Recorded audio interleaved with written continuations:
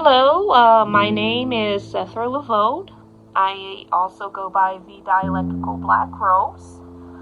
I was Hyperian for 5 whole years. Hi, I'm Crystal Dumont, also known as Chronic, or 6 Dark 6 Greetings 6. I was Hyperian for 5 years. Hi, my name is Nick. You probably know me as Wrath. I was Hyperian for 5 years.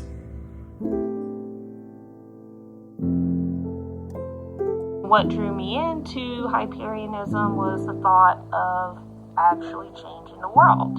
You see, I am a single mother of 3, and my entire life I've struggled to survive.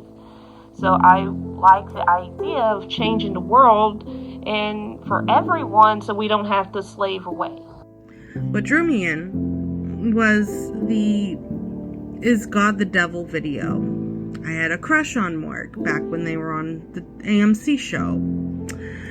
And I had liked their page back then and didn't think anything of them ever since until that video. And I started following religiously. What drew me into Hyperianism was that video, Do Higher Entities Exist?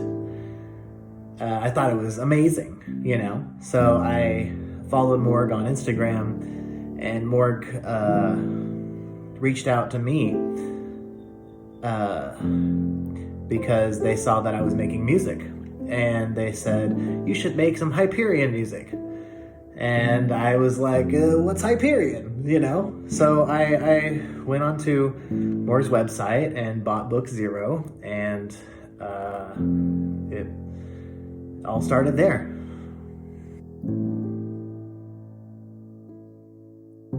I wanted to promote this material because I thought that our goal was to change the world and make it a better place. I really wanted to help wake up the world and change it for the better, like they were promoting. What made me get involved, with Morgue asking me to make music, so I did. I thought book 0 was pretty cool, so I did. And I made some, dubstep thing that had Morgue samples, in between, like a cadential Morgue sample. And Morgue shared it with their audience, so that was pretty cool. And I was excited that some ex-pseudo-celebrity was paying attention to my music and sharing it with their audience. It made me really happy. That's how I got involved. So the red flags that I notice is, the big one is after 5 years of being in this movement, it's gone nowhere. The movement has become stagnant. I thought by now that we would have more events, more content creators, that we would be pushing out into the world and making more changes, but the only thing I see is Corey on camera. Corey in the spotlight. He never has any guest stars on his show. It's just one star of the show, and that's Corey himself. The red flags I had was the whole vibe of, if you don't listen to me, you don't know shit. They never gave away their source material, like how they got this information, except for philosophers. Red flags? Oh, a ton of them. A ton of red flags. I discovered the ontological mathematics as the basis, as the source material for Hyperianism. So, I always chalked it up to, Morgue's not perfect, the way they handle things isn't perfect, but I really believe in this cause. I really believe that ontological mathematics needs to be spread to the world. So, I'm not gonna worry too much about all these red flags. Well, perhaps I should have. A red flag, for example, is Morgue would never take any criticism. I always, the first thing I said to Morgue was, "Hey, I really like what you're doing here, but isn't it kind of weird that your website is just a huge picture of you?" It was at the time. When you go to iamhyperian.com, it's just, Morgue standing there half naked. And I was like, "Isn't this weird?" And Morgue responded, "Well, it works better this way. We've tried things and it works best. This is going to be best." That was the first red flag immediately. But I always just thought, hey, this guy knows the Aunt math much better than I do, so I'm gonna have his back. So it was actually fairly difficult to find the Mike Hockney books. I had even reached out to Corey at one time and asked him for more information about the mathematics and how to expand my Hyperian knowledge. And the only thing Corey did was redirect me back to Corey's website. So eventually I asked around to enough people and someone gave me a full list of all the authors' names, and I was able to find the books that way. How did I discover the source material? The Mike Hockney books, God-Series. Well, Wrath told me about the books at one point. A few other Hyperians had mentioned it to me before as well, and I've read a few of them.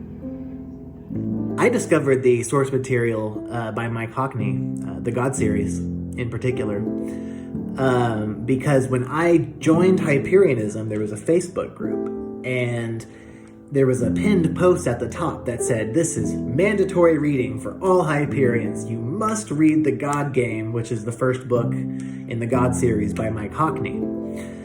So, I was one of the fortunate ones that had joined so early that they were still paired. Hyperianism was a front, or kind of like a funnel for Illuminism, for people to come, because of the allure of this celebrity talking and making edgy videos, and then you join the Facebook group and you discover the real material that it's built on, the life-changing material. I was one of the fortunate few who got to experience that version of Hyperianism.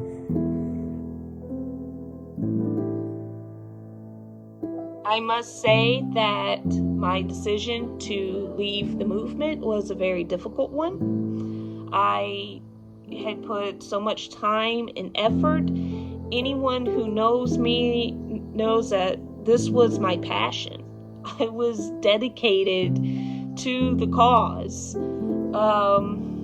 I realized, though, that I was losing my identity to Hyperianism, and that I was also clinging to a movement that's not moving anywhere.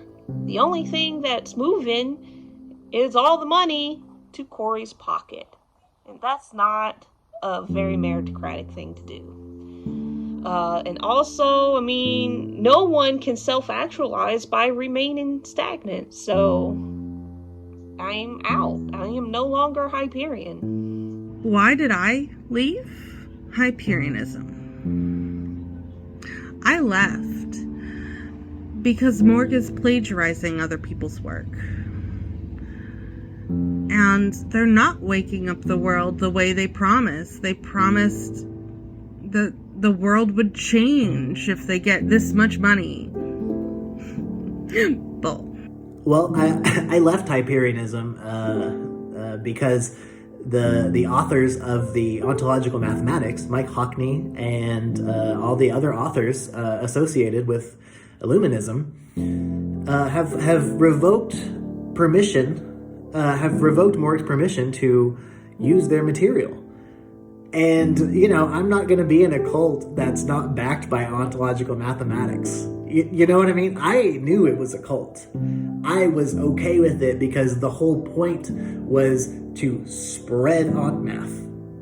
And now that that's not happening, I'm not going to be in a cult. Like, that's an insult to my intelligence. I donated to Corey's Patreon for at least 4 of those years that I was Hyperian. I have spent thousands in making my own marketing material. The money spent. Now this one hits hard. So 5 years times about $10 a month. Give or take. Some months I did 50, some months I did 5. On both YouTube and Patreon. And the books, I bought all their books. I bought t-shirts. I bought their little pin. I bought stickers on my own. I bought business cards on my own. I bought their little pamphlet a lot too. So that's a lot of money spent for no reason, because nothing's happened, no change, just more subscribers and more money in their pocket. Oh, the money I spend on Hyperianism. Okay, so I met Morgue a few weeks after talking to them. I was living in LA at the time. We had coffee, and it was fine, it was cool. So I thought, wow, I really am going to back this guy with as much support as I can. I came into some money, and I sent Morgue $10,000 over PayPal. This is after I had found out that it was supported by Illuminism. I had already been in the Facebook group. I had already finished the God game. And so I thought to myself, wow, the people that wrote this are really backing Morgue. This is serious. Morgue deserves this money more than I do. Yes, it's my money, but Morgue's gonna kick ass with it. So here you go, you meritorious bastard. I was all about it. I should have bought a car. I haven't had a car in years. Certainly much more than that. I was on the sword tier of Patreon for a long time. I got a signed sword, which I never received, by the way. I'm not sure what happened there. If you're gonna take $1,000 from somebody, because it's $250 a month. If you're gonna take that much money, you should get tracking on the package. You know what I mean? I never received the sword. Super chats. Oh, geez. A few weeks ago, I sent 369 super chat as kind of like a hint to Morgue, hey, remember the math? Nothing. Not even when I pulled out of Hyperianism, not even a thank you for anything. I have sent so much money, probably like $15,000, probably.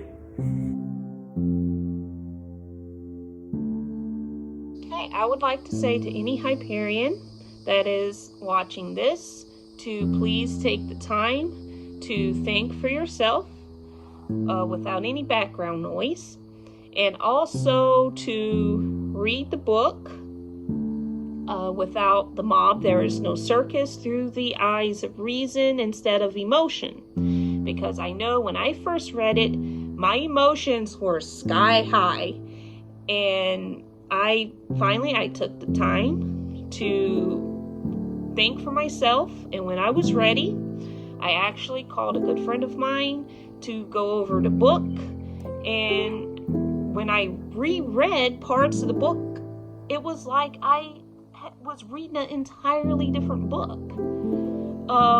I was shocked. Of course, I am a feeling type. I am very aware that I am a feeling type. So I know that I have to calm my ass down, as I can get way too emotionally involved. And that's what I had to do. I had to shut off and block out all the background noise and then actually read the book. So, and I encourage every single one of you to understand your personality type and understand how you process information. Don't let cherry pick quotes from the book fire up your emotions and make a irrational decision.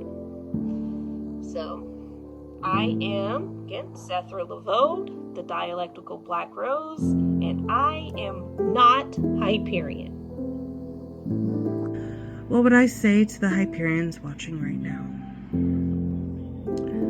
Please use your critical thinking skills and ask yourself, what's changed, if anything, in the world since you've subscribed to Morgue?